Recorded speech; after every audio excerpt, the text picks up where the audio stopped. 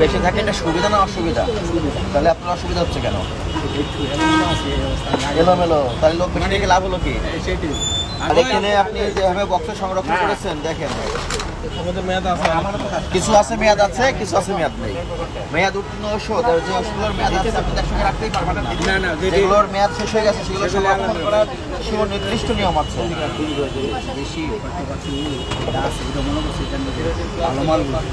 যখন আমরা ওই ফাইনালে নিয়ে আসবো না, তখন লোক বেশি থাকে এটা সুবিধা না অসুবিধা? তাহলে আপনার অসুবিধা হচ্ছে কেন? এলোমেলো, তাহলে লোক বেশি থেকে লাভ হলো কি?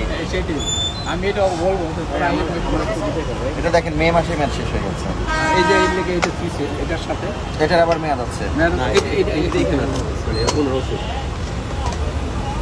এটা জুলাই মাস আর 23 দিন মেয়াদ আছে, তাহলে এটা একসঙ্গে রেখে দিয়েছে। এটা হয়তো আরেকজনের কোনো ওই মেয়াদ যেটা নাই, এটা মে মাসে মেয়াদ শেষ। মে মাসে মেয়াদ শেষ, যেটা নাই এটি ম্যাক্সিমাম এটার মেয়াদ আছে অক্টোবর মাস পর্যন্ত মেয়াদ আছে।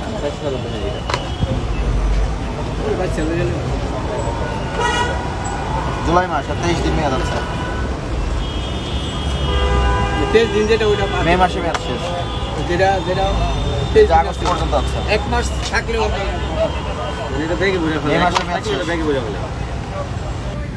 মেড ইন ইন্ডিয়া, এটা কিন্তু বাইরের ওষুধ।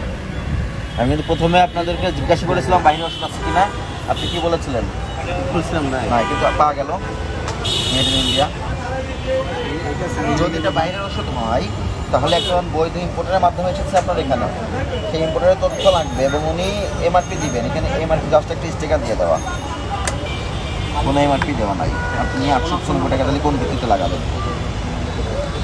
895 টাকা কোন ভিত্তিতে লাগালেন তাহলে? এখানে দেখেন এমআরপি নাই, কোন কোম্পানি লাগিয়েছে? এটা তো বাইরের ওষুধ, শুধু লিখে গেছে সিকন ফর্মুলেশন ঢাকা বাংলাদেশ। এটা কোনো সঠিক ঠিকানা? ঢাকা কি ছোট্ট একটা জায়গা? স্টিকারটা লাগানো ছিল তো, একটু লাগানো বাকি। এই যে এমআরপি লাগিয়ে দিয়েছে 895 টাকা, সিকন ফর্মুলেশন ঢাকা বাংলাদেশ। কিসের ওষুধ এগুলো? চুলকানের স্কিনের, এই জন্য আমরা এটা বাদের মধ্যে দিয়ে দিই। এগুলো মিস ব্র্যান্ডের নিম্নমানের ওষুধ, এগুলো আসলে ইন্ডিয়ানও না। এবং ইচ্ছা মতো মন মতো আপনি একটা মূল্য লাগিয়ে দিয়ে বিক্রি করবেন, এটা পারবেন না। ঠিক আছে, এইভাবে বিক্রি করতে কোনোভাবেই পারবেন না। এই জন্য এটা বাদের মধ্যে,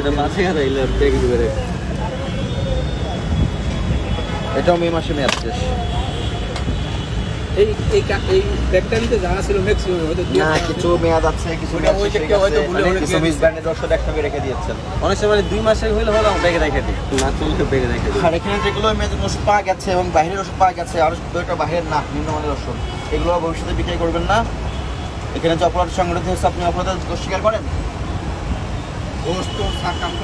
ঠিক আছে, সতর্কতামূলক 5,000 টাকা জরিমানা করলাম, আর ভবিষ্যতে এগুলো সংশোধন করে ফেলবেন একেবারে। ঠিক আছে, সরেন।